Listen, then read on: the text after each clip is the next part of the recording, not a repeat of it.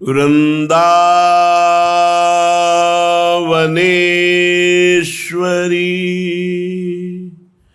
तवैव पदारविन्दम्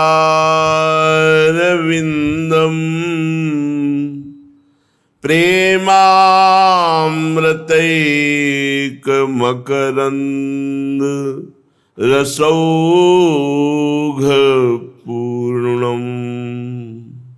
हृद्यर्पितं मधुपते स्मरतापमुग्रं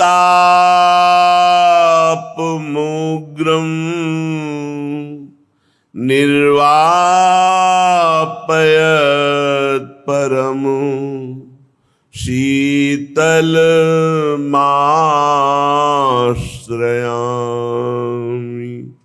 परम शीतल माश्रयामि। चलते हैं श्रीमद् भागवत महापुराण। भगवान श्री सुखदेव जी विराजमान हैं। बहुत से दिव्य महापुरुष परीक्षित जी को घेरे हुए हैं। परीक्षित जी को श्रृंगी ऋषि का शाप है, 7 दिन में भयानक तक्षक सर्प आएगा और अपने विष की अग्नि में तुम्हें भस्म कर देगा। देखो, जो भगवान का भक्त होता है, कैसी भी बिगड़ जाए परिस्थिति तो उसका बाल बांका नहीं होता। जैसे दुर्योधन ने शकुनी के कपट भरे पासे से महाराज युधिष्ठिर को पराजय करके 12 वर्ष का वनवास, 1 वर्ष का अज्ञातवास, लेकिन उस समय भारत के दिव्य महर्षि ब्रह्म ऋषि ये सब युधिष्ठिर जी के साथ थे। जब धर्मात्मा पुरुष कभी संकट में होता है तो महात्मा जन उनका साथ देते हैं। आज परीक्षित को सहस्त्रों दिव्य महात्मा घेरे हुए हैं और परमहंस अवधूत शिरोमणि श्री सुखदेव जी महाराज उच्च आसन पर विराजमान है। परीक्षित जी ने प्रश्न किया, भगवान, वेद वेत्ताओं में आप श्रेष्ठ हैं। मैं जानना चाहता हूं कि जब ब्रह्मा जी ने कल प्रसंग था, देवर्षि नारद जी ने प्रश्न किया था कि आपसे भी बढ़कर कोई परमात्मा है क्या, जो आप ध्यान करते हैं, तप करते हैं, जप करते हैं, और इस सृष्टि का आधार क्या है, यह सृष्टि कैसे बनी, हम तत्व से जानना चाहते हैं। तो कल आपने सुना देवर्षि नारद जी किन किन बातों को ब्रह्मा जी से पूछा, कैसे ब्रह्मा जी को भगवान का दर्शन हुआ, कैसे ब्रह्मा जी को ज्ञान हुआ, ये मैं सुनना चाहता हूं। हे परमहंस शिरोमणि सुखदेव जी, आप मुझे ऐसा उपदेश कीजिए कि मैं अपने आसक्ति रहित मन को सर्वात्मा भगवान श्री कृष्ण में तन्मय करके ये अपना नाशवान शरीर छोड़ दूं। जो लोग भगवान की लीलाओं का श्रद्धा के साथ रोज श्रवण करते हैं और गायन करते हैं, तो पहली बात, उनके अंदर कुभाव भी आ जाए तो नरक नहीं जाएंगे। जो रोज भगवान की लीला कथा सुनते हैं, थोड़े ही समय में उनका कुभाव नष्ट हो जाएगा और उनके हृदय में भगवान अपनी भक्ति प्रकाशित कर देंगे। भगवान श्री कृष्ण की जब कोई कथा सुनता है तो प्रविष्टा कर्णरंध्रेण श्वानाम भाव सरोरुहम आहा धुनोति समलम कृष्ण सलिलस्य यथा शरत। जब कोई कानों में भगवान की चर्चा सुनाता है, ध्यान पूर्वक हम उसे सुनते हैं, तो थोड़े ही दिनों में कर्ण छिद्रों से भगवान कथा शब्दों के अंतर्गत बैठकर हमारे हृदय में पहुंच जाते हैं और भगवान प्रकाशित हो जाते हैं।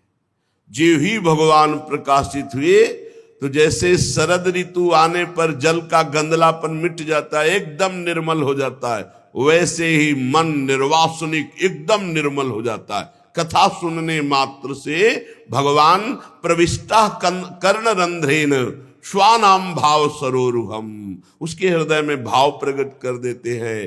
कर्ण रंध्रों से स्वयं भगवान हृदय में जाकर प्रकाशित हो जाते हैं।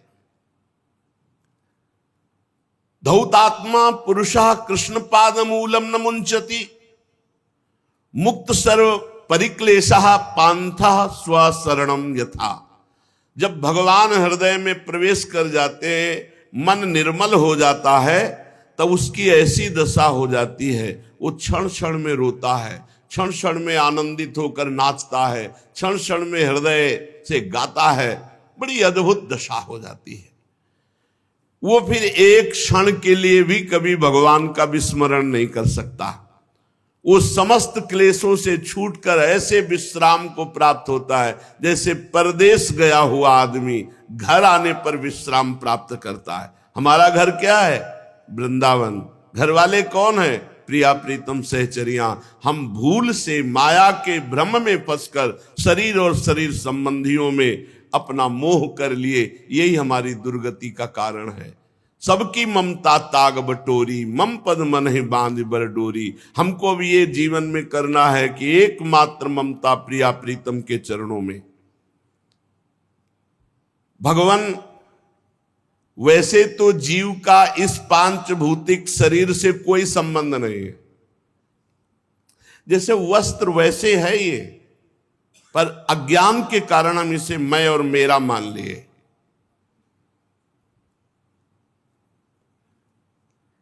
कैसे जीव माया में आसक्त हो जाता है। ये क्या है भगवान की माया? परीक्षित जी कह रहे, यद्यपि जीव का इस पंचभूत शरीर से कोई संबंध नहीं, फिर भी वो मैं मेरा मान, ये क्या है माया? ये क्या बात है प्रभु कि जो जीव है वो परमात्मा स्वरूप है, निर्विकार है, फिर भी वो विकार को प्राप्त हो रहा है। उसका पंचभूतों से कोई संबंध नहीं, फिर भी पंचभूतों में मैं मेरा किए हुए। प्रभु, आपने पहले बताया कि विराट भगवान से ही लोकों की रचना हुई और लोकपालों की रचना हुई। अब हम आपसे प्रश्न करते हैं कि महाकल्प और उनके अंतर्गत अवांतर कल्प कितने हैं? भूत भविष्य वर्तमान काल का अनुमान कैसे किया जाता है? क्या स्थूल देहाभिमानी जीव की आयु भी निश्चित होती है या घटाई बढ़ाई जा सकती है?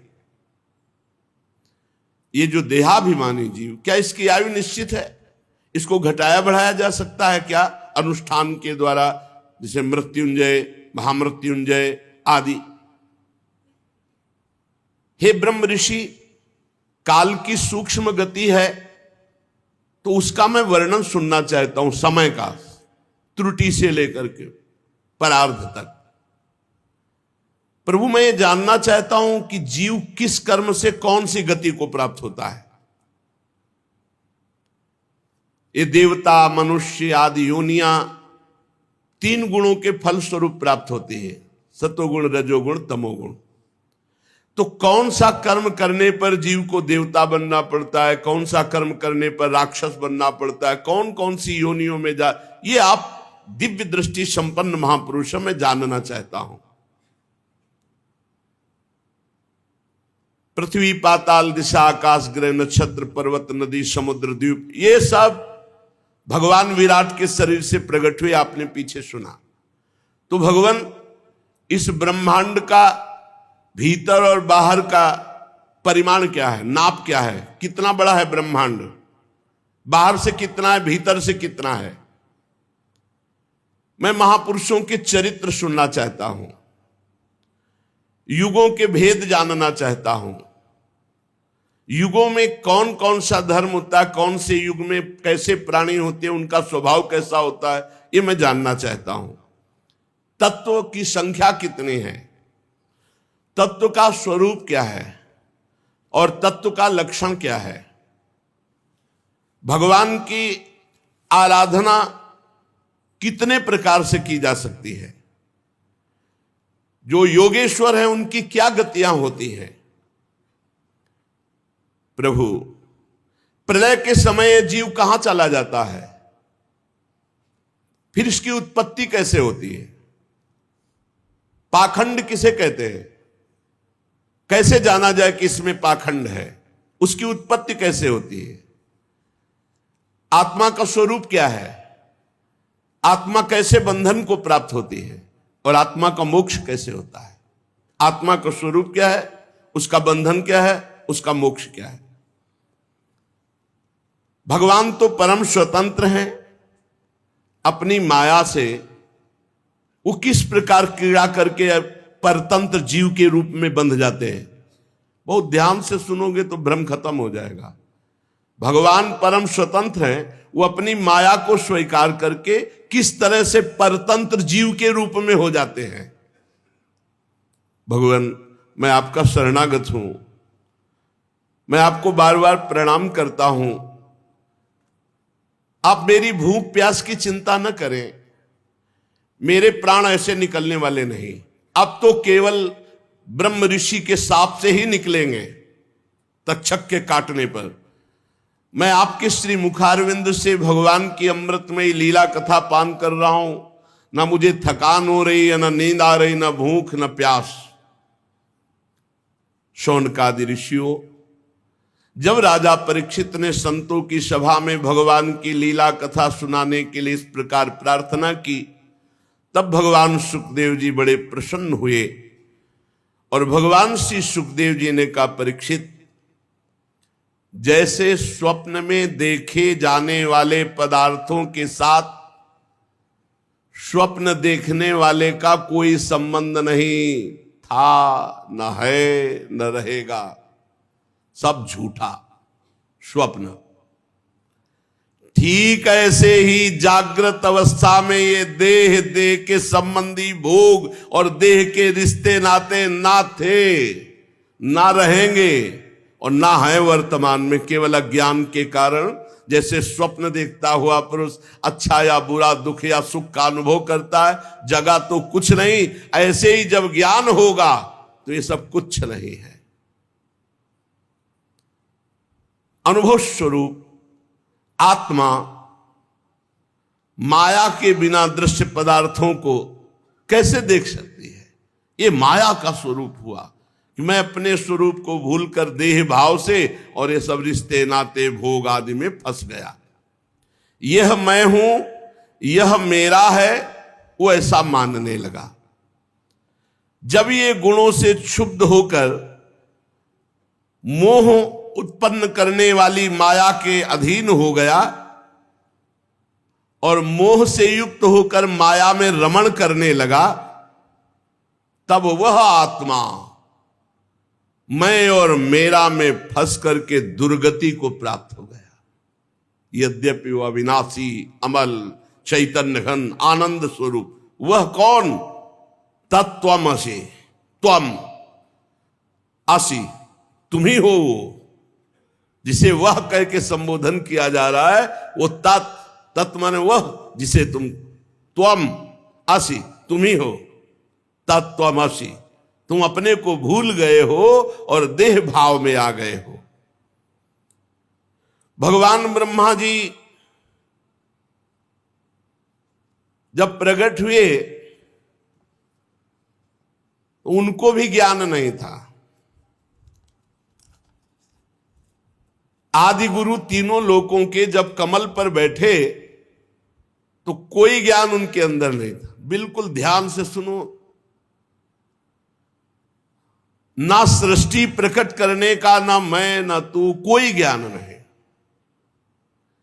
तब उन्होंने ज्ञान दृष्टि प्राप्त कर, मैं कौन हूं, ये कमल कौन है, मेरा उद्देश्य क्या है, मेरा कर्तव्य क्या है, इस प्रकार उनके अंदर चिंतन प्रारंभ हुआ। ये ज्ञान की प्रथम भूमिका है। जब प्रश्न उदय होता है, मैं कौन हूं, मेरा कर्तव्य क्या है, ये जगत क्या है, ये संबंध क्या है, यहीं से मार्ग निकलता है, यहीं से भगवत मार्ग प्रकट होता है। मेरा कौन है, मेरा उद्देश्य क्या है। मेरे जितने कहने वाले तो सब मरण धर्मा है, फिर मेरा कौन है, मैं किस लिए आया हूं इस मृत्यु लोक में? ये जब किसी की परमार्थ यात्रा प्रारंभ होती तो इन्हीं प्रश्नों से होती है। ब्रह्मा जी के अंदर ये प्रश्न उत्पन्न हुए। उसी समय महान समुद्र से एक आवाज आई। व्यंजन का 16वां अक्षर और 21वां अक्षर ता प त प 3 बार। तप करो, तप करो, तप करो। ब्रह्मा जी ने वक्ता को चारों ओर देखने के लिए ऐसे किया तो 4 मुख हो गए। कहां से आवाज आई? पर आवाज किससे आई ये नहीं जान पाए। पर उन्होंने कहा कि मुझे आज्ञा हुई है कि तप करो, इसलिए मैं अपने मन को तपस्या में लगाता हूं। ब्रह्मा जी त्रिभुवन के सबसे बड़े तपस्वी हैं, प्रथम तपस्वी हैं। घोर तपस्या की 1000 दिव्य वर्ष पर्यंत चित्त को एकाग्र करके, प्राणों को रोक करके, मन को संयम में करके, कर्मेंद्री ज्ञानेंद्रियों को वश में करके ऐसी तपस्या की कि अमोघ ज्ञान प्रकट हो गया। 1000 दिव्य वर्ष तक मन को एकाग्र, प्राणों को रोक लिया, चित्त को एकाग्र, कर्मेंद्री और ज्ञानेंद्रियों को वश में करके 1000 दिव्य वर्ष तक तपस्या की। उनके अंदर अमोघ ज्ञान प्रकट हो गया। सब लोग अपने में दिखाई देने लगे। भगवान प्रसन्न हुए तपस्या से, तो ब्रह्मा जी की दृष्टि में दिखाई देने लगा भगवान का दिव्य धाम। तस्मै स्वलोकम भगवान सभाजितः संदर्शयामास परम नयत परम। भगवान का स्वधाम ब्रह्मा जी के दिव्य नेत्रों के सामने प्रकाशित हुआ। इससे परे कोई लोक नहीं। भगवान के धाम में न क्लेश है, न मोह है, न मृत्यु है, न भय है, न किसी भी तरह का दुख है। दुख नाम की चीज नहीं। एक बार जिसे भगवान के धाम का दर्शन हो जाता है वो इतना महान हो जाता है कि देवता भी उसकी बार बार स्तुति करते हैं। सुरासुरार्चिता। भगवान के धाम में न रजोगुण है, न तमोगुण है, न मिला हुआ सतोगुण है, न काल का प्रवेश है, न माया ही कदम रख सकती। फिर माया के बाल बच्चे काम क्रोध आदि तो प्रवेश ही कैसे कर सकते हैं? देखा भगवान ब्रह्मा जी ने कि दिव्य पार्षदों से सुरक्षित है भगवान का धाम। बड़े बड़े ऋषि मुनि देवता सब नमस्कार कर रहे हैं, धाम की तरफ सर झुका रहे हैं। अब धाम के अंदर दृष्टि प्रवेश की तो देखा उज्ज्वल आभा से महान तेजों में श्याम शरीर, शतदल कमल के समान कोमल नेत्र, पीले रंग का दिव्य बिजली जैसा पीतांबर, अंग अंग से रास रास सौंदर्य बिखर रहा है। कोमलता, सौंदर्यता, मानो मूर्तिमान होकर विराजमान हो। और ऐसे ही भगवान के सब पार्षद हैं। जैसे भगवान का स्वरूप ऐसे भगवान के पार्षद, सबकी 4-4 भुजाएं, महान तेजस्वी दिव्य अस्त्र लिए हुए भगवान के पार्षद, सब दिव्य मणि में सुवर्ण प्रभा में आभूषण धारण किए हुए तेजों में। धाम की भूमि छवि अद्भुत, कहीं मूंगे की, कहीं वैदुर्य मणि की, कहीं कमल के समान, कहीं उज्जवल स्फटिक मणि के समान, ऐसी भूमि धाम की। सबके कानों में कुंडल, मस्तक पर मुकुट, कंठ में दिव्य मालाएं, जैसे आकाश बिजली से चमक उठता है ऐसे ब्रह्मा जी के नेत्र बड़े तेजोमय हो गए। भगवान के वैकुंठ धाम का दर्शन, वैकुंठ धाम के पार्षदों का दर्शन। अब देखा कि महालक्ष्मी सुंदर रूप धारण किए हुए अपनी दासियों के साथ, विभूतियों के साथ भगवान के चरण चाप रहे हैं, भगवान की मधुर मधुर लीलाओं का गायन करते हुए भगवान के चरण चाप रहे हैं। लक्ष्मी जी उन्मत्त हो रही हैं भगवान के चरणों के स्पर्श से और सौंदर्य से। ब्रह्मा जी ने देखा कि दिव्य लोक वैकुंठ धाम में भक्तों के रक्षक महालक्ष्मीपति, यज्ञपति, विश्वपति भगवान विराजमान है। और भगवान के एकदम नजदीक जो पार्षद है वो सुनंद, नंद, प्रबल और अर्हण आदि ये भगवान के समान बलशाली वैभव, ये मुख्य मुख्य पार्षदगण भगवान की सेवा कर रहे। कोई चमर डुला रहा है, कोई व्यजन डुला रहा है, कोई छत्र लिए, वो सब भगवान के मुख कमल की तरफ एक टक चित्तवृत्ति से देखते रहते। क्या आदेश हो, क्या इशारा हो, तत्काल सेवा हो। आंखों में लाल लाल डोरियां, बड़ी मोहक मधुर चितवन, ऐसा लगता है कि प्रभु अपने प्रेमी भक्त को अपना सर्वस्व भी दान दे देंगे। सिर पर मुकुट, कानों में कुंडल, कांधे में पीतांबर, वक्षस्थल में सुनहरी रेखा, सुंदर चार भुजाएं, और भगवान बहुमूल्य आसन पर विराजमान है। भगवान के पास पुरुष, प्रकृति, महातत्व, अहंकार, मन, 10 इंद्रियां, शब्दादि 5 तन्मात्राएं, पंच महाभूत, ये 25 शक्तियां मूर्तिमान होकर हाथ जोड़े खड़ी है।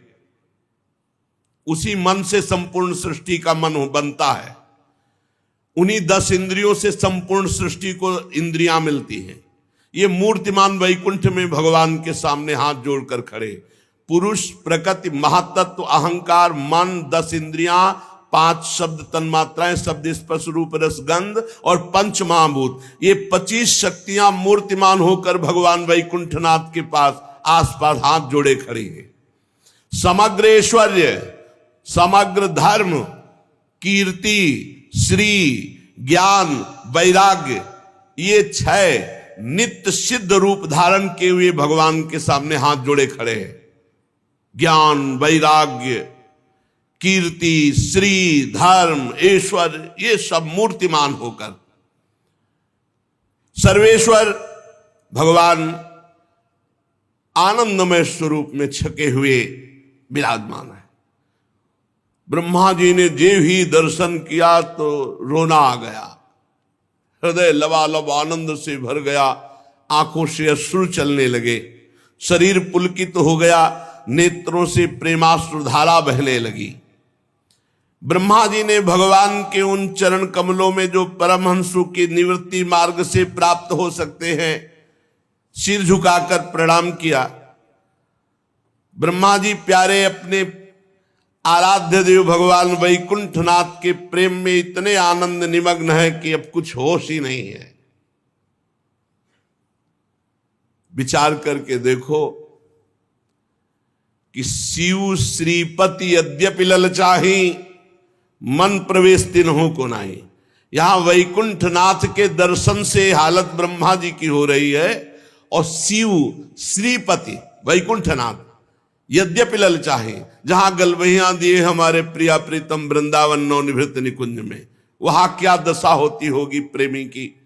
ब्रह्मा जी की दशा है कोई सुध नहीं, आंखों से अश्रुधारा बह रही, हृदय आनंद से लबालब भर गया।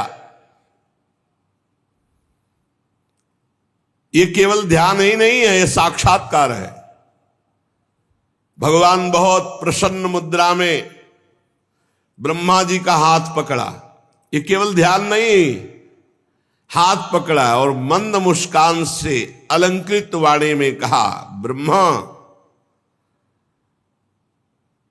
देखो, मेरी आज्ञा का पालन करने के कारण तुम्हारे हृदय में समस्त ज्ञान उदय हो चुका है। भगवान की आज्ञा पालन, तप, बस लग गए तपस्या में। तुमने ज्ञान प्राप्ति के लिए तप किया तो सृष्टि रचना की पूरी सामर्थ्य और पूरा ज्ञान तुमको प्राप्त हो चुका है। तुमने हमारी आज्ञा मानी और हमें देखा नहीं, और हमारी आज्ञा मान ली, इसलिए मैं बहुत प्रसन्न हुआ। अपने कलयुगी भक्तों पर भगवान बहुत प्रसन्न है, क्योंकि इतने भारी विघ्न में इतने भारी अधर्म का हाहाकार मचा हुआ है और हमने भगवान को देखा नहीं, कोई परिचय बताने वाला नहीं, और केवल उनका भरोसा विश्वास करके जीवन समर्पित कर दिया और चल दिए, तो भगवान इस बात से बिक जाते हैं। ब्रह्मा जी से क्या कह रहे, तुमने मुझे देखा नहीं था पर मेरी आज्ञा पालन की, इसलिए मैं बहुत प्रसन्न हुआ और अपना संपूर्ण वैभव तुम्हें दिखा रहा हूं। धाम का और संपूर्ण सृष्टि प्रकट करने की सामर्थ्य और अथाह अगाध ज्ञान तुम्हारे अंदर प्रकाशित हो चुका है। खास बात पकड़ो, भगवान को बिना देखे भगवान के लिए सर्वस्व समर्पित कर रहे हो, वो देख रहे हैं, एक एक सेकंड का हिसाब होगा, व्यर्थ नहीं जाएगा तुम्हारा समर्पण, देख लेना। जो लोग मन में कपट रखकर दिखावे के लिए योग साधना आदि का, मैं उनसे कभी प्रसन्न नहीं होता। तुम्हारा कल्याण हो, अब जो तुम्हारी अभिलाषा हो मुझसे वरदान मांगो, क्योंकि मैं मुंह मांगी वस्तु देने में समर्थ हूं। ब्रह्मा जी, जीव के समस्त कल्याणकारी साधनों का विश्राम मेरा दर्शन पाना है, जैसे तुम पा रहे हो। यह दर्शन ऐसा नहीं होता कि भाव में केवल हो रहा है, भगवान का स्पर्श, भगवान ने हाथ पकड़ा ब्रह्मा जी का, भक्तजन स्पर्श करते हैं, भक्तजन गले लगते हैं। तुम्हारी जो इच्छा थी सूने जल में की किसकी वाणी थी, वो मेरी थी, मैंने कहा था, तुमने आज्ञा का पालन किया, इसलिए मेरे इस दिव्य लोक का तुम्हें दर्शन हुआ, जो बड़ा ही दुर्लभ है। तपस्या मेरा ही स्वरूप है, तपस्या से दुर्लंघ शक्ति हृदय में जागृत हो जाती है। ब्रह्मा जी ने कहा, भगवान आप समस्त प्राणियों के अंतःकरण में साक्षी रूप से विराजमान रहते हैं। भगवान कहां रहते हैं? सबके अंतःकरण में विराजमान है, सबके, जहां मन बुद्धि चित्त अहंकार है वहीं विराजमान है। चित्त में भगवान विराजमान है, चित्त में भगवान वासुदेव का स्थान है। हे भगवान, आप सबके अंतःकरण, बताओ इतने नजदीक हैं और फिर भी दुर्लभ है उनका दर्शन, क्योंकि हम बहिर्मुख होकर बाहर चित्त वृत्ति दिए हैं।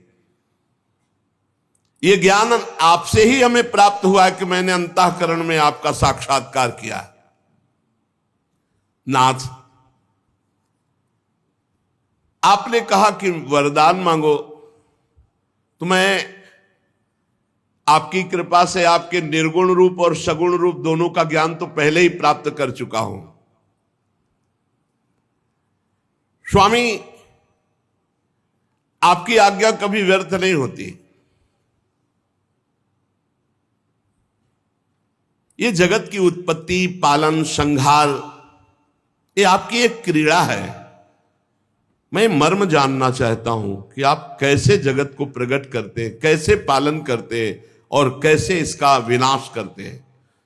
जब आप नाटक में देखते हो नट कलाकार जादूगर अपने को कई हिस्सों में काटता है, तो आप तालियां बजाते हो कि रोते हो बैठ के? जब अपने वो जन को काटता है, कपड़ा डाल दिया, गांव में देखा है आपने? हमने तो देखा था बचपन में, ऐसे एक आदमी को लिटा दिया और कपड़ा डाल दिया और ऐसे ऐसे करके 5-6 टुकड़े कर दिए अलग अलग, सब तालियां बजा रहे हैं, क्योंकि सबको पता है सही नहीं है। ये उसके मंत्र का जादू है जो हमारी आंखों में जो चाहता वो दिखवाता है। ऐसे किया, रुपए की गड्डी, इतना बड़ा सामर्थ्यशाली होता तो 2-2 रुपए मांगते थोड़ी घूमता है। ये आंख बांध करके एक छोटा जादूगर हमारे सामने भ्रम पैदा कर सकता है कि जादूगरों के बाप है भगवान। इंद्रजाल कितना बड़ा, अपने आप से अपने आप में अपने आप का सृजन करता है, अपने आप का पालन करता है। जो इस रहस्य को जानते हैं उनको तो ब्रह्मा जी भी कहते हैं मैं रहस्य जानना चाहता हूं। भगवान, आपकी आज्ञा है कि मैं सजग होकर सृष्टि रचना करूं और रचना के अभिमान में ना बनूं। तो प्रभु ऐसा कैसे हो सकता है? कर्तृत्व भाव आ ही सकता है। नाथ, आपने वरदान मांगने की बात कही, तो मुझे वो ज्ञान दीजिए जिससे मैं सृष्टि रचूं और उसके कर्ता भाव में ना हूं, कभी अभिमान ना हो जाए, सावधानी पूर्वक केवल आपकी आज्ञा का पालन करूं। बहुत सुंदर भगवान ने ज्ञान दिया है। अगर समझ जाओगे तो आप भी निहाल हो जाओगे। बहुत बड़ा नहीं है, 4 श्लोक में ज्ञान दिया है। अब उसे पकड़ लेना। भगवान कह रहे हैं, ज्ञानम परमम गुह्यम में यद विज्ञान समन्वितम सरहस्यम तदंगम च गृहाण गदितम मया। ब्रह्मा जी, तुम मेरे भक्त हो, मेरी आज्ञा का पालन करते हो, इसलिए मैं अत्यंत गोपनीय अपने स्वरूप का ज्ञान मैं तुम्हें दे रहा हूं, तुम इसे ग्रहण करो।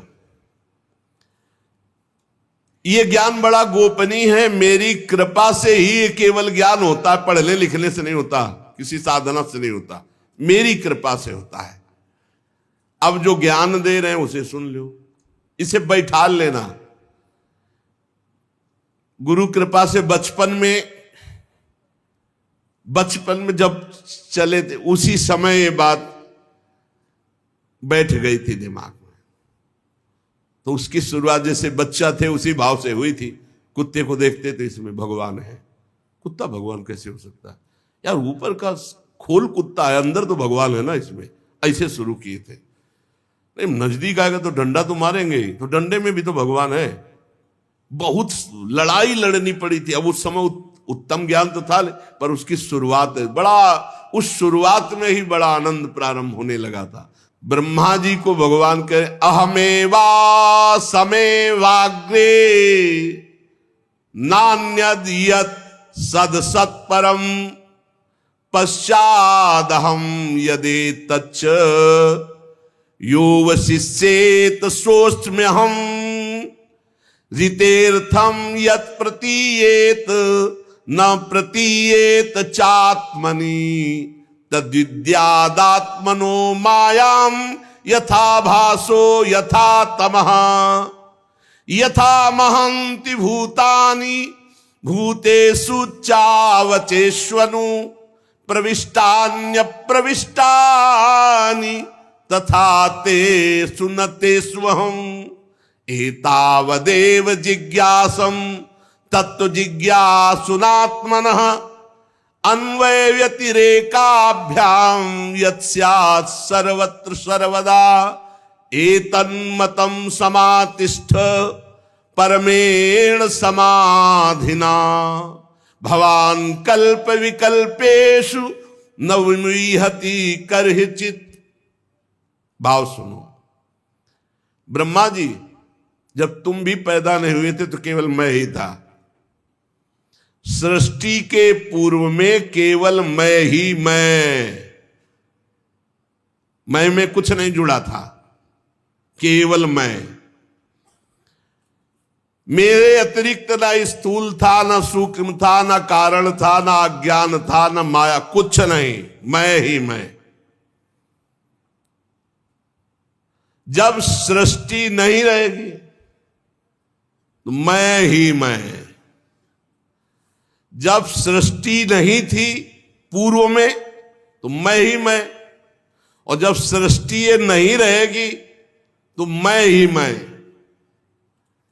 तो बीच में जो कुछ प्रतीत हो रहा है वो मैं ही मैं, दूसरा कुछ नहीं। मत्ता परतरम नान्यत किंचिदस्ति धनंजय। हे धनंजय, मेरे सिवा कुछ नहीं, मैं ही मैं हूं। बस इसी का अनुभव करना है। बड़ा आनंद, प्रारंभ में ही बड़ा आनंद, भगवान ही भगवान, सब में बार बार अनुभव करना, सब में भगवान। जो सृष्टि के बाद कुछ बचेगा वो मैं। ब्रह्मा, वास्तव में ना होने पर भी जो कुछ ये दिखाई दे रहा है ना, ये नेत्र दोष है। जैसे नेत्र दोष हो जाए तो 2 चंद्रमा दिखाई देने लगेंगे। तो है तो एक ही, पर नेत्र खराब है तो 2 दिखाई दे रहे। ये जो द्वैत भास रहा है, मेरे में माया मैं मोर तय तोर, ये केवल अज्ञान। मुझ परमात्मा में दो चंद्रमाओं की तरह ये जगत मिथ्या है, जो द्वैत दिखाई दे रहा है। मैं ही मैं, केवल भगवान है। मैं सब में विराजमान हूं, पर मेरी माया के कारण मैं नहीं दिखाई देता और सब कुछ दिखाई देता है। जैसे प्राणियों के पंचभूत रचित छोटे बड़े शरीरों में आकाश आदि पंच महाभूत उन शरीरों के कार्य रूप निर्मित होने के कारण प्रवेश भी करते, और पहले से उन स्थानों में उन रूपों में विद्यमान है तो प्रवेश भी नहीं करते। ऐसे ही हम प्राणियों के शरीर की दृष्टि में उनमें आत्मा के रूप में प्रवेश किए हुए हैं, और आत्मदृष्टि से हम कहीं प्रवेश भी नहीं किए हुए हैं। ये शरीर में जैसे पंचभूतों से बना है, अब कहा जाए इनमें पंचभूत प्रवेश नहीं करते, तो प्रवेश क्या करेंगे? वो पंचभूत से बना हुआ है। तो बोले इस जगत में भगवान प्रवेश नहीं करते। प्रवेश क्या करते? भगवान ही बने हुए हैं जगत। बात को समझो। प्रविष्टान्य प्रविष्टानि तथा तेषु न तेषु हम। वे मेरे में नहीं, मैं उनमें नहीं हूं। क्यों? क्योंकि मैं ही मैं हूं। दो नहीं है, वे और मैं नहीं, केवल मैं ही मैं हूं। यही समझना है। भगवान कह रहे यथा महंति भूतानि भूतेषु च वचेष्वनु प्रविष्टान्य प्रविष्टानि तथा तेषु न तेषु हम। कह रहे हैं वो मेरे में नहीं और मैं उनमें नहीं हूं, क्योंकि उनमें और मेरे में ये दो शब्द नहीं है, केवल मैं ही मैं हूं। पहले बता चुके हैं, मैं ही मैं हूं। तो मैं में क्या प्रवेश करे? जल जब बर्फ रूप हुआ तो उसमें जल ही जल है और कुछ नहीं है।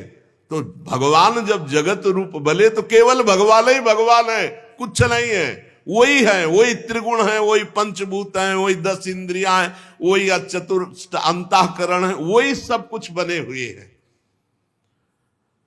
हो गया ज्ञान, इसी से जीवन मुक्त हो जाता है। ये अनुभव की बात है। ये अनुभव में पूरा जीवन लगता है, पूरा जीवन भगवान ही भगवान, भगवान ही। मुक्त हो गए, कुछ नहीं है, केवल भगवान। एक भगवान अनेक रूपों में, अनेक को एक में समेट ले, वही साधना। भगवान ने क्या किया? एको हम बहुश्यामा, एक से बहुत रूपों में हो जाए। तुम्हें क्या करना है? बहुत रूपों को एक में समेट दो, बस सवाल हल। जीवन मुक्त, परम धाम पहुंच गए। इससे पिंड नहीं छूट रहा। यही बहुत बड़ा रोग है, शरीर राग। ब्रह्मा जी समझ पाए मेरे अतिरिक्त कुछ नहीं है। बड़े लीला बिहारी हैं, सब रूपों में भगवान हैं, पर ऐसे ऐसे उनके रूप हैं कि मानना ही नहीं पड़ कि ये भगवान कैसे हो सकते हैं। नहीं, और वही सब हैं। और यही जान गया सो महात्मा। समहात्मा सुदुर्लभा वासुदेवा सर्वमिति समहात्मा सुदुर्लभा। ये भगवान नहीं है, ये भगवान नहीं है।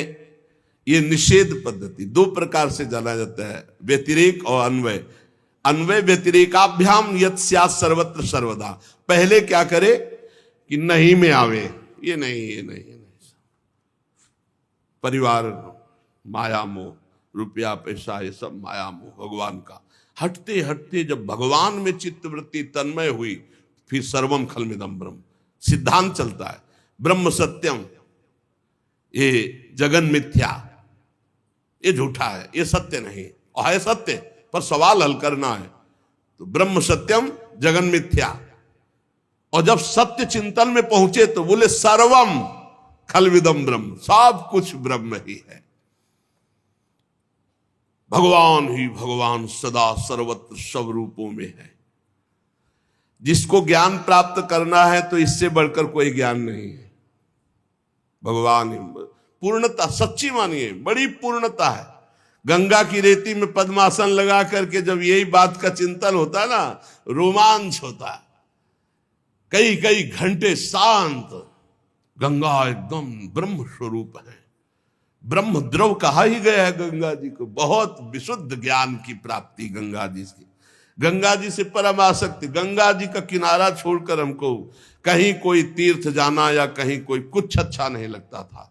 बस जीवन में अगर हमारे कहीं कुछ तीर्थ स्थान हुए तो सब गंगा जी के किनारे। चित्रकूट इसलिए गए क्योंकि वृंदावन वहीं से, काशी से चित्रकूट और चित्रकूट से वृंदावन, नहीं कहीं और नहीं, कहीं नहीं गए विश्व में, बस वही गंगा का किनारा। बस यही लगता था पूर्णता है। और गंगा जी कैसे, तुम्हें बताओ कैसे कैसे भाव प्रकट करते, यही बात गंगा जी के किनारे, ये जो है यही गंगा किनारे की आराधना। इसके बाद है ये जो वृंदावन की पढ़ाई है ना, ये वासुदेवा स्वरमिति के बाद है, ये डिग्री है, ये ककारा मात्रा वाली पढ़ाई नहीं है, ये डिग्री है, ये ऊपर की डिग्री, सबसे ऊपर का महामाधुर्य रस। श्री जी बड़ी कृपालु है कि अपने अधमों को ऐसे महारस में निमग्न करने का अवसर दिया। अगर इतना जान लोगे तो ब्रह्मा जी तुम्हें मोह नहीं होगा। इतना जान लो कि मैं ही मैं, भगवान ही भगवान है, मोह नहीं होगा। बस ये जानना है, अंदर व्यवहार नहीं करना, व्यवहार नहीं करना, जानना है, दृष्टि रखना, व्यवहार नहीं करना। अज्ञानी जो होते हैं ना वो व्यवहार में उतर जाते हैं तो भ्रष्ट हो जाते हैं, उनको बोध नहीं हो पाता। जैसा व्यवहार वैसे ही करना है, लेकिन दृष्टि सब में रख ली, एक ही परमात्मा। ये तो माया का नाटक हो रहा है, एक ही परमात्मा। स्वांग जैसा है वैसा, पिता हो तो पिता का स्वांग करो, पुत्र हो तो पुत्र का, शिष्य तो शिष्य, गुरु तो गुरु, जो स्वांग मिला वैसे ही करो, लेकिन है वही, बस ये दृष्टि रखना है। व्यवहार में नहीं, व्यवहार में उतारना मूर्खता होती है, वो ज्ञान नहीं होता व्यवहार में उतारना। जैसे विद्या विनय संपन्ने ब्राह्मणे गविहस्तनी स्वनिचय सुपाकेचा पंडिता समदर्शिना, विद्या विनय संपन्न ब्रह्म ऋषि में, चांडाल में, कुत्ते में, हाथी में, गाय में एक ही दृष्टि रखनी है कि सब में परमात्मा है। बस व्यवहार नहीं करना, व्यवहार में अलग अलग होता है। कई बार चर्चा हुई, व्यवहार में भेद दृष्टि रहती है। जो कहते हैं कि अरे वो तो ज्ञानी नहीं, वो भेद दृष्टि रखते, तो वो मूर्ख है जो इस बात को नहीं समझता। सम दृष्टि दर्शन करनी है, सम वर्तन नहीं करना, सम व्यवहार नहीं हो सकता, नहीं हो सकता, बिल्कुल नहीं हो सकता। एक घर ही में देख लो, बेटी है, बहन है, माता है, ये स्त्री शरीर है, तीनों में भगवत बुद्धि रखनी, लेकिन व्यवहार में एक परम पवित्र बेटी है, एक परम पवित्र बहन है, और एक अर्धांगिनी है, और एक माँ है, तो व्यवहार में भेद हो जाएगा। चारों के व्यवहार अलग अलग होंगे, लेकिन ब्रह्म चारों में एक ही विराजमान है, तो व्यवहार दृष्टि अलग अलग रहे। एक गुरुजी ने यही सुनाया शिष्य को, सब में भगवान है, क्योंकि शास्त्र का ये सबसे बड़ा ज्ञान है। अब एक हाथी, पागल हाथी चला आ रहा था, महावत अंकुश से उसको वश में कर रहा था, वश में नहीं होता, चिल्लाया बाबा जी भाग, मेरा हाथी पागल मार डालेगा। सब में भगवान है, गुरुजी ने कहा है, जय भगवान। हाथी आया, उठा के पटक दिया ऐसे, सब चुन। अब वो लद के गए गुरुजी के पास, उनका क्या हो गया बेटा? बोले दुर्दशा। बोले तो किसी ने रोका नहीं? बोले नहीं, रोक तो रहा था, महावत जो है बहुत दूरी से चिल्ला रहा था, बाबा जी भागना, मेरा हाथी पागल है। तो बोले हाथी में भगवान देखा, महावत में नहीं देखा? महावत में नहीं, महावत चिल्ला रहा था कि भगवान वही भी तो है, चिल्ला रहे थे भाग दूरी, हाथी पागल। तो ऐसी मूर्खता न करे, सब में भगवान है, पे व्यवहार में भेद रखना है नहीं? व्यवहार में भेद रखना है, सब में भगवान है, व्यवहार में भेद रखना है, दृष्टि सम रखनी। सम दृष्टि की बात आई, सम वर्तन की बात नहीं, सम दर्शन करने की बात आई। भगवान श्री सुखदेव जी कहते हैं, परीक्षित, लोक पितामह ब्रह्मा जी को इस प्रकार उपदेश दे करके तत्काल धाम, पार्षद, भगवान सब अंतर ध्यान हो गए, कुछ नहीं। अभी तक भगवान का स्पर्श कर रहे थे, भगवान से वार्ता हो रही थी, ऐसे ही होता है। ब्रह्मा जी बार बार प्रयास करने लगे, ना वो रूप, ना वो धाम, ना वो पार्षद। भगवान ने हटा लिया अपने आप को, तब अंजलि बांधकर पुनः उसी धाम और भगवान को प्रणाम किया, और जैसी सृष्टि पूर्व में रचना की थी वो पूरी कला उनके हृदय में आ गई। धर्मपति प्रजापति ब्रह्मा जी ने सारी जनता को प्रकट करने के लिए भगवान की आराधना की थी। देवर्षि नारद जी मायापति भगवान के माया का तत्व जानने की इच्छा से बड़े सौम्य होकर ब्रह्मा जी से ये वार्ता कहीं से चल रही। श्री सुखदेव जी सुना रहे परीक्षित जी को और सूत जी सुना रहे शौनक जी को, और भगवान ब्रह्मा जी सुना रहे हैं देवर्षि नारद जी को।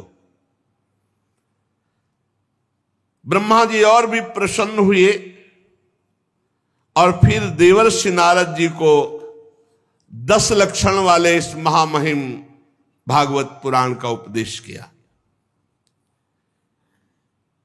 श्री सुखदेव जी महाराज कह रहे परीक्षित, इस भागवत पुराण में सर्ग विसर्ग स्थान पोषण ऊति मनवंतर ईशानुकथा निरोध मुक्ति और आश्रय, इन 10 का वर्णन किया गया है। इनमें जो 10वां आश्रय तत्व है, इसी का ठीक ठीक निश्चय करने के लिए ऊपर के 9 का वर्णन किया गया है। ये 10वीं बात आ जाए तो मुक्त हो जाए। आश्रय, मैं भगवान के आश्रय में प्रियाजू के आश्रय हूं। अरे यहां तक कह दिया हरिराम व्यास जी ने कि काहू के बल भजन को, कोई भजन बल रखता है, कोई जितेंद्रिय आदि सदाचार व्रत, लेकिन हम तो कुंवर के भरोसे में हैं, सोवत पांव पसार। काहू के बल भजन को काहू के आचार, व्यास भरोसे कुंवर के सोवत पांव पसार। इसका भी ठीक ठीक चिंतन हुआ आश्रय तत्व का। बस हमें लगता है कि पूर्व से ही ज्ञान का मार्ग तो था, लेकिन आश्रय तत्व पर बहुत जोर था, इसीलिए भक्ति का ये रंग आया या आना था तो आश्रय तत्व पर जोर दिया था प्रारंभ में ही। और इस आश्रय तत्व पर ये जो ठीक ठीक बात कही जा रही कि ठीक ठीक इस आश्रय तत्व को समझने के लिए ही ये 9 ऊपर का वर्णन किया गया है आश्रय तत्व ही। फिर 9धा भक्ति की 9वीं भक्ति पर दृष्टि गई, आत्मसमर्पण। आश्रय, आत्मसमर्पण, सर्वत्र भगवान, 3 बातों को बहुत गंगा किनारे मनन होता। उसी का भाव कहीं न कहीं अंदर हृदय में था, तो कैसा होगा वृंदावन। ये प्रकट हुआ, रास दिखाई, महादेव जी ने कहा चलो जहां का है वही भेज देते हैं। बड़े कृपालु। अब वर्णन करते हैं कि सर्ग विसर्ग स्थान पोषण ऊति मनवंतर ईशानुकथा निरोध मुक्ति और आश्रय, ये किसे कहते हैं? तो जो वेद हैं उनका तात्पर्य है ठीक ठीक आश्रय तत्व में स्थित करना। जितने शास्त्र हैं वो घुमाकर आश्रय तत्व में स्थित करते हैं। कोई आत्माश्रित है, आत्मस्वरूप में स्थित, कोई भगवद आश्रित है, पर आश्रय तत्व ही है। महात्माओं ने इसका अनुभव किया है। जब ईश्वर की प्रेरणा से गुणों में क्षोभ होता है, उसका रूपांतरण होता है, आकाश आदि पंचभूत शब्दादि तन्मात्राएं इंद्रिय अहंकार महातत्व की उत्पत्ति होती है, इसे सर्ग कहते हैं। ये जो तत्वों की उत्पत्ति होती है इसे सर्ग कहते हैं। उस विराट पुरुष से उत्पन्न ब्रह्मा जी के द्वारा जो विभिन्न चराचर सृष्टियों का निर्माण होता है उसको विसर्ग कहते हैं। प्रतिपल नाश की ओर बढ़ने वाले सृष्टि को एक मर्यादा में स्थित रखने वाले भगवान विष्णु की जो श्रेष्ठता सिद्ध होती है उसका नाम स्थान है। सर्ग विसर्ग स्थान। अपने द्वारा सुरक्षित सृष्टि में भक्तों के ऊपर उनकी जो कृपा होती है भगवान की, उसका नाम है पोषण। मनवंतरों के अधिपति जो भगवत भक्ति और प्रजापालन रूप शुद्ध धर्म का अनुष्ठान करते हैं उसे मनवंतर कहते हैं। सर्ग विसर्ग स्थान पोषण और मनवंतर। और फिर ऊति, जीवों की वे वासनाएं जो अनंत काल से दबी हुई है, वो जब उठती हैं तो ऐसे कार्य करवाते जिससे बंधन हो जाता है, उसे ऊति नाम से कहते हैं। जीवों की वासनाओं के कारण जो होने वाले कर्म है उनको ऊति कहते हैं। भगवान के विभिन्न अवतारों के और उनके प्रेमी भक्तों की जो विविध कथाएं हैं उनको ईश कथा कहते हैं। जब भगवान योग निद्रा स्वीकार करके शयन करते हैं तब इस जीव का अपनी उपाधियों के साथ लीन हो जाना निरोध कहा जाता है। अज्ञान कल्पित कर्तृत्व भोक्तृत्व अनात्म भाव का परित्याग करके स्वरूप परमात्मा में स्थित हो जाना इसे मुक्ति कहते हैं।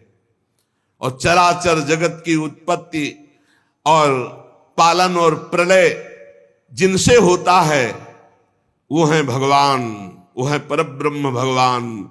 भगवान का आश्रय ही सबकी पूर्णता है, आश्रय भगवान का। जो नेत्रादि इंद्रियों के अभिमानी दृष्टा जीव है वही इंद्रियों के अधिष्ठात्र देवता आदि सूर्य के रूप में, जो नेत्र गोलक आदि से युक्त दृश्य देह है वही उन दोनों को अलग अलग करता है।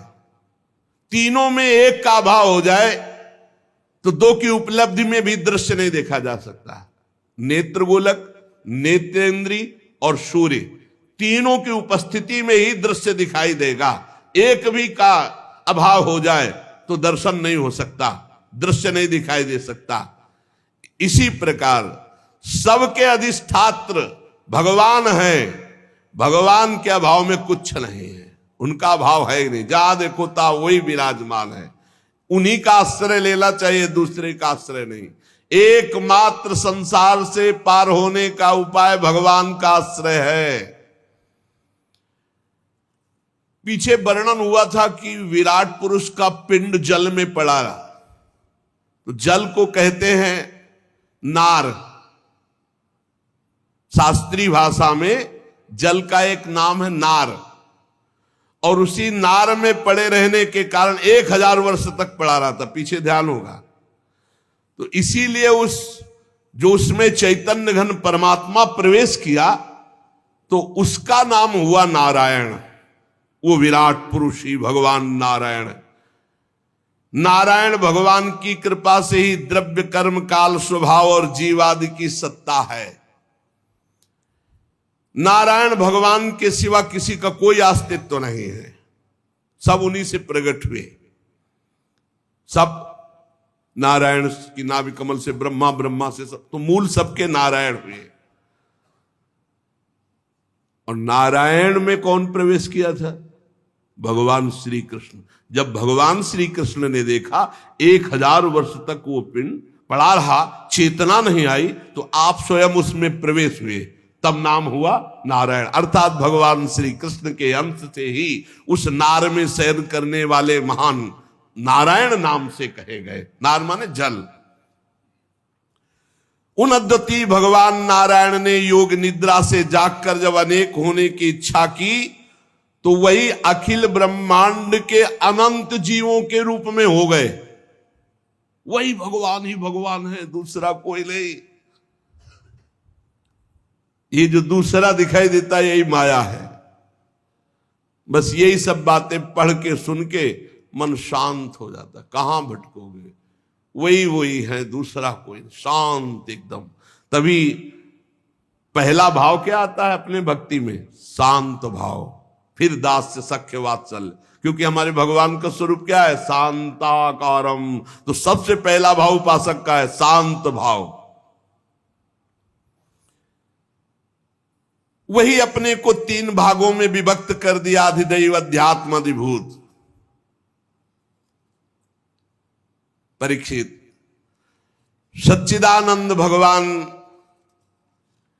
अपने आप को ही विराट रूप में और विराट रूप से अपने आप को ही इस जगत रूप में प्रकाशित कर दिया। शौनक जी ने पूछा, महाराज ये तो बात आप बताई कि पीछे आपने एक बात कही थी वो छूट गई। आपने हम लोगों को बताया था कि विदुर जी हस्तिनापुर त्याग कर तीर्थ यात्रा के लिए गए, तो किन किन तीर्थों में गए? और सुना कि विदुर जी की उद्धव जी से वार्ता हुई थी, तो उद्धव जी तो भगवान के बड़े ज्ञानी भक्त, क्या वार्ता हुई? फिर सुना कि विदुर जी मैत्रेय जी से मिले थे, तो मैत्रेय जी तो बहुत उच्च कोटि के महापुरुष हैं, तो उनसे जरूर कोई तत्ववार्ता हुई होगी, वो हम सुनना चाहते हैं। शौनक जी ने सूत जी से प्रश्न किया। भगवान श्री सुखदेव जी ने परीक्षित जी से भी यही कहा, क्योंकि वो भी प्रश्न किए थे। जो पीछे प्रश्न किए थे उनमें बहुत से प्रश्न थे, तो उसमें यह भी प्रश्न था कि भगवान के तत्व का, स्वरूप का वर्णन, भगवान के अवतारों के स्वरूप का वर्णन, भगवान एक होकर के अपनी माया को कैसे विस्तार करते हैं।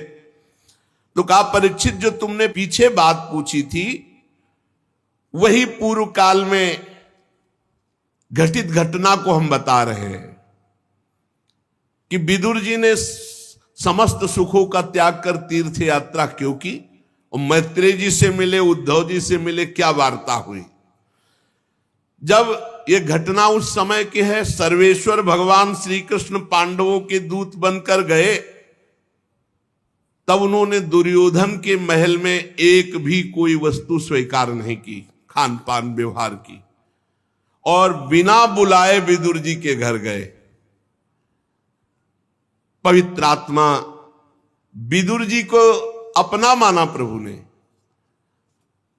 और दुर्योधन ने विविध प्रकार से भगवान से कहा, बहुत सी सामग्री आप, भगवान ने कहा दो ही भाव से भोजन पाया जाता है, तो यहां दोनों बातें नहीं, तुम में प्रीति नहीं हो, हम में भूख नहीं है। और उसी समय विदुर जी के घर जाके कह रहे बहुत भूख लगी है, लाओ। विदुरानी छिलका पवाती है और गूदा फेंक देती है। परीक्षित जी ने पूछा, प्रभु मैत्रेय जी तो असाधारण महापुरुष हैं, विदुर जी का समागम कहां हो गया। और मैत्रेय जी जैसे महात्मा विदुर जी जैसे प्रश्न करता तो साधु शिरोमणि बड़ा सुंदर उत्तर होगा, हम सुनना चाहते हैं। भगवान सुखदेव जी ने कहा, परीक्षित, राजा धृतराष्ट्र अपने अन्यायी पुत्रों से बहुत मोहित थे, जानते थे कि अन्याय कर रहे हैं, लेकिन दस्खत वही करते थे जो दुर्योधन कहता था। वो अपने भाई पांडु के अनाथ बालकों को लाक्षा भवन में जलाने के लिए भेज दिया था, आग लगवा दी, पर भगवान की कृपा और विदुर जी की प्रवीणता से वो बच गए। फिर उनकी पुत्रवधू महाराज युधिष्ठिर की पटरानी द्रौपदी के केस घसीटता हुआ दुशासन सभा में लाता है।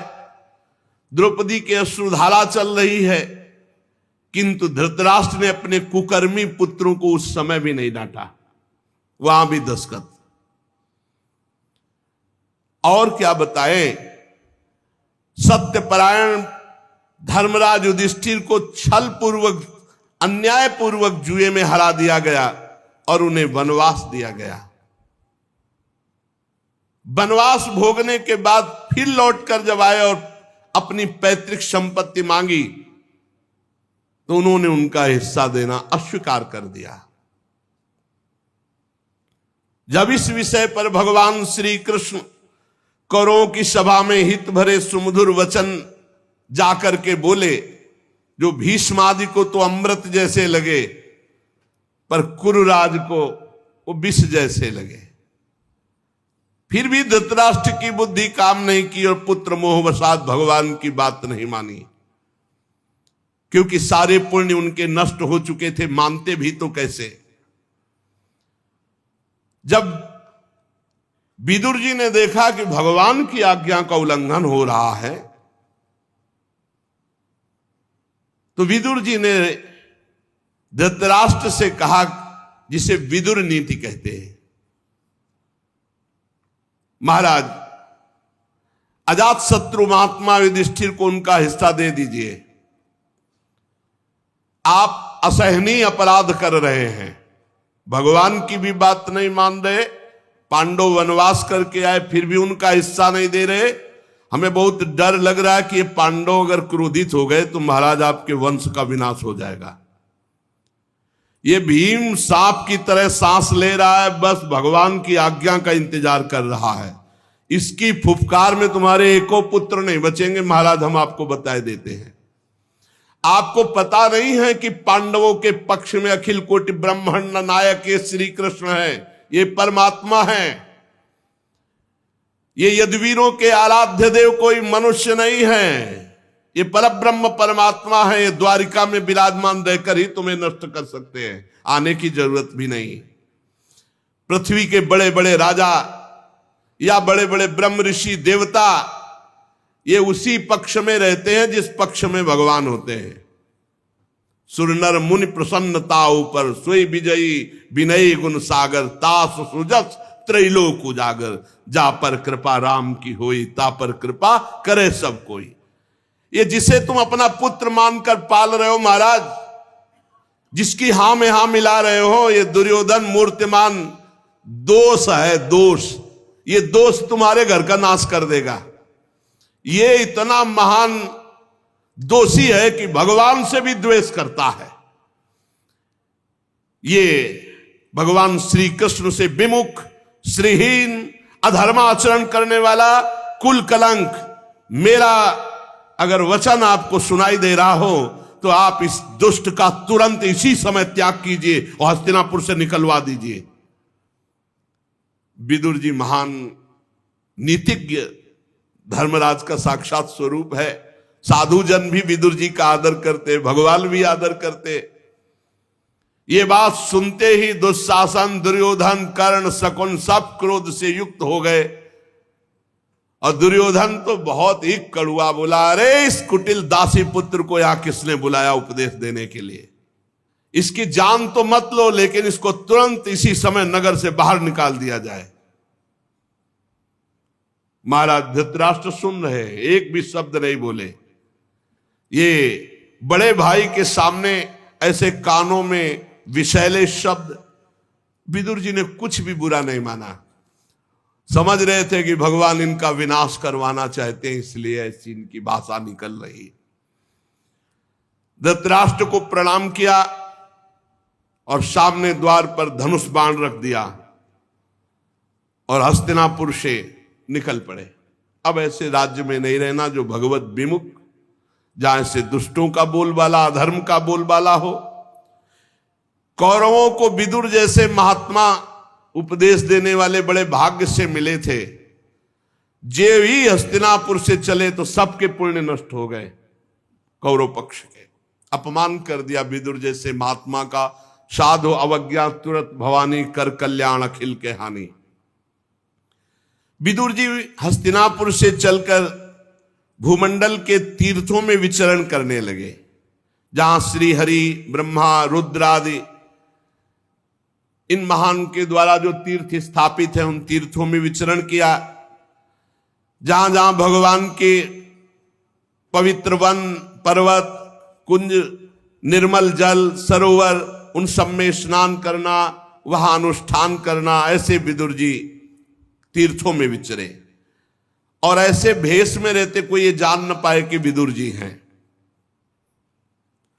साधारण जो भोजन मिल जाए, शुद्ध वृत्ति से भूमि में शयन करना, शरीर को मलना नहीं, बस ऐसे स्नान कर लेना।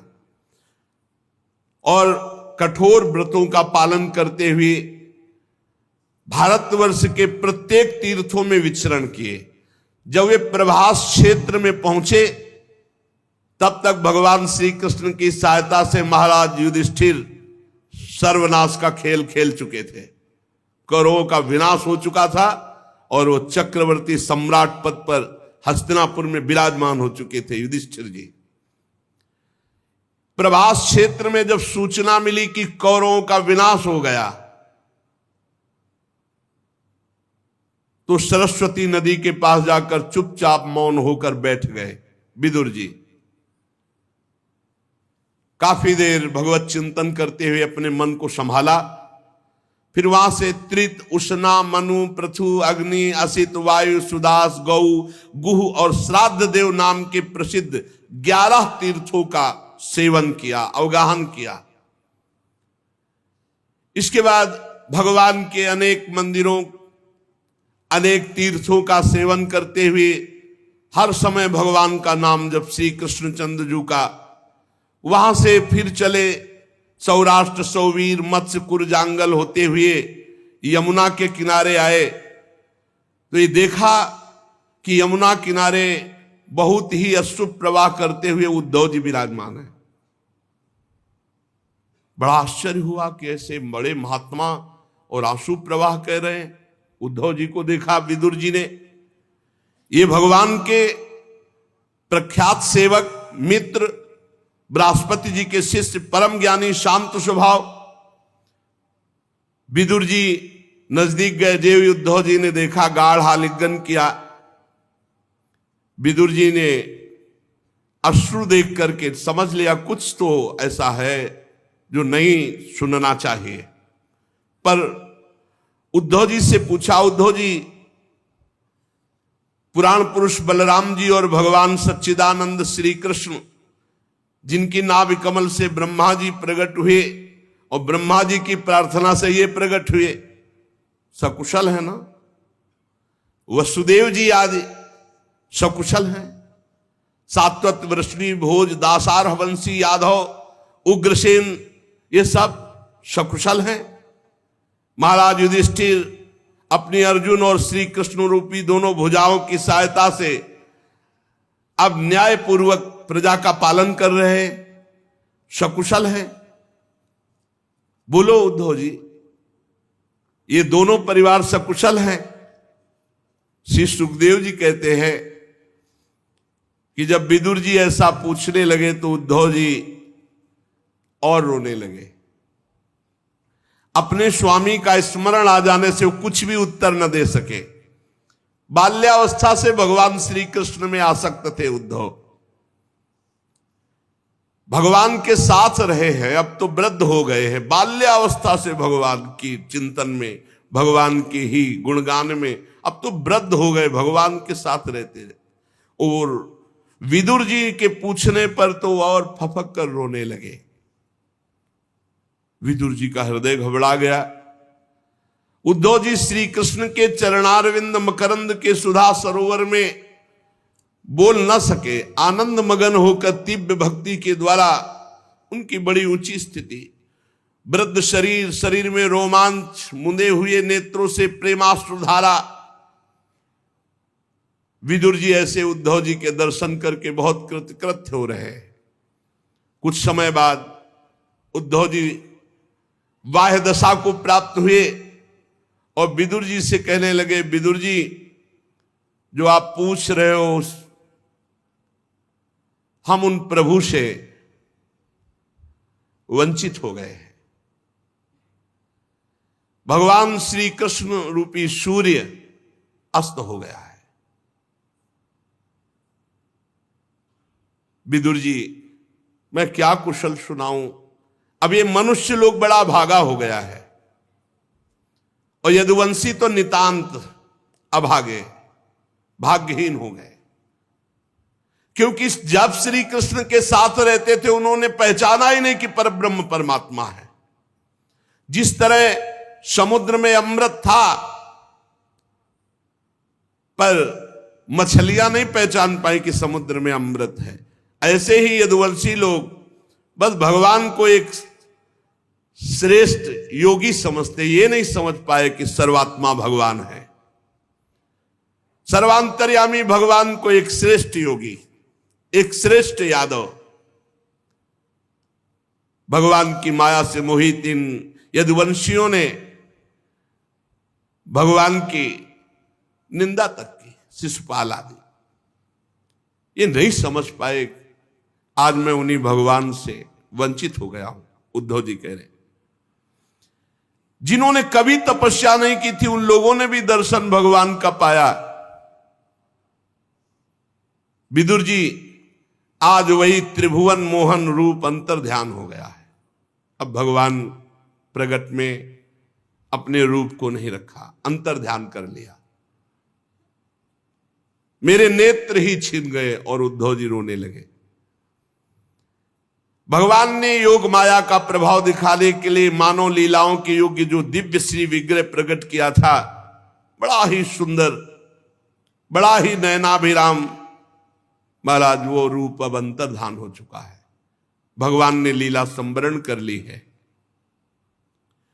धर्मराज युधिष्ठिर के राजसूय यज्ञ में जिसने भगवान के उस नयनाभिराम रूप को देखा, त्रिलोकी में सब कोई लुभायमान हो गया।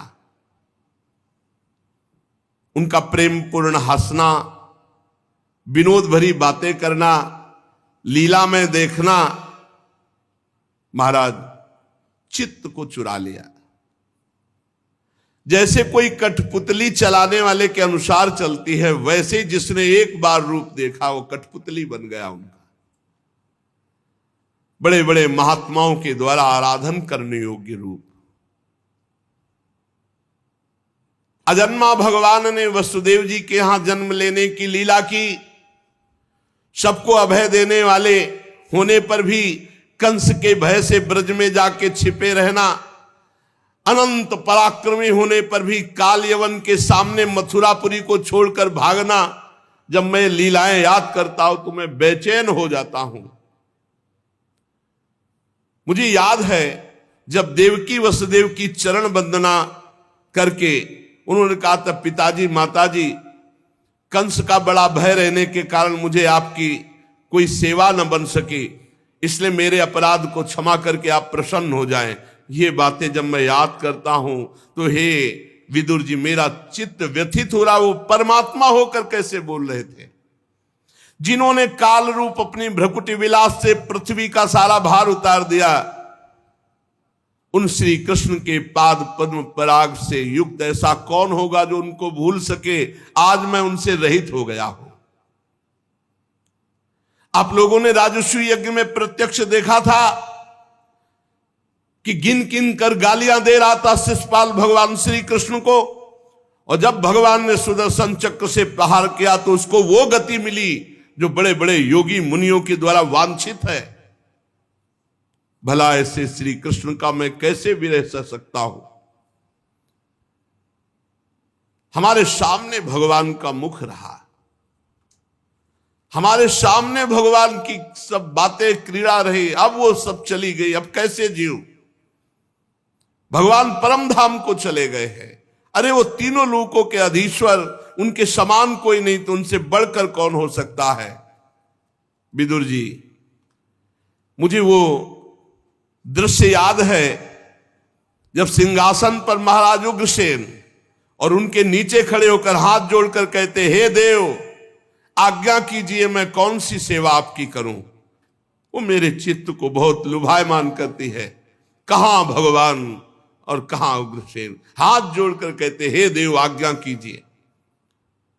मुझे वो भी याद है जब पापनी पूतना ने अपने स्तन में हलाहल विष लगाकर श्री कृष्ण को मार डालने की नियत से उन्हें दूध पिलाया, तो उसको भगवान ने वो परम गति दी जो धाय मां को मिलती है। भगवान श्री कृष्ण के अतिरिक्त और कौन दयालु है जिसकी शरण ग्रहण करे। मैं उन असुरों को भी भगवान का बड़ा कृपा पात्र समझता हूं जिन्होंने वैर भाव से ही सही भगवान श्री कृष्ण का सदा चिंतन तो किया। रणभूमि में सुदर्शन चक्र धारण किए हुए दौड़ते हुए भगवान का दर्शन करते हुए प्राण त्याग किया। उन असुरों को भी मैं भगवान का भक्त मानता हूं। ब्रह्मा जी की प्रार्थना से पृथ्वी का भार उतार कर उसे सुखी करने के लिए कंस के कारागार में वसुदेव देवकी के यहां भगवान अवतार लेते हैं। कंस के डर से पिता वसुदेव जी ने उन्हें नंद बाबा के ब्रज में पहुंचा दिया। वहां वे बलराम जी के साथ 11 वर्ष तक ब्रज लीला करके फिर यमुना के उपवन में हरे वृक्षों में कलरव करते हुए पक्षियों के झुंड में बछड़े चलाते हुए ग्वाल बाल की मंडली में ब्रजवासियों की दृष्टि आकृष्ट करने के लिए बाल लीला करते हुए कभी रोते कभी हंसते कभी खेलते, ऐसे ब्रजवासियों को 11 वर्ष तक सुख दिया। ब्रज में बैल बछड़ों गौओं को चराते हुए अपने अधरों पर बांसुरी बजाकर गोपियों को ब्रजवासियों को बड़ा सुख देते हुए कंस ने उन्हें मारने के लिए मायावी मनमाना रूप धारण करने वाले राक्षसों को भेजा। अगासुर बकासुर भगवान ने खेल खेल में मार डाला। जैसे बालक खिलौनों को तोड़ फोड़ डालता है। काली नाग का दमन करना, विष को अमृत बना देना, ग्वाल बालों को पुनः जीवित कर देना, भगवान श्री कृष्ण के इन लीलाओं का बहुत हृदय में अब वो अंतर्धान हो गए। महाराज नंद बाबा ने जब इंद्र की पूजा तो भगवान ने रुकवा कर गोवर्धन पूजा कराई। बहुत गुस्सा हो गया इंद्र और विनाशकारी प्रलयंकारी जल बरसाया। भगवान ने खेल खेल में गोवर्धन पर्वत को 7 दिन 7 रात उठा करके ब्रजवासियों की रक्षा की।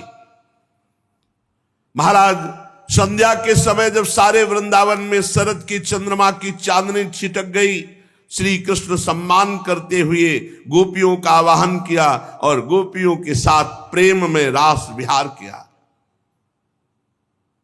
ऐसे में श्री कृष्ण से रहित हो गया।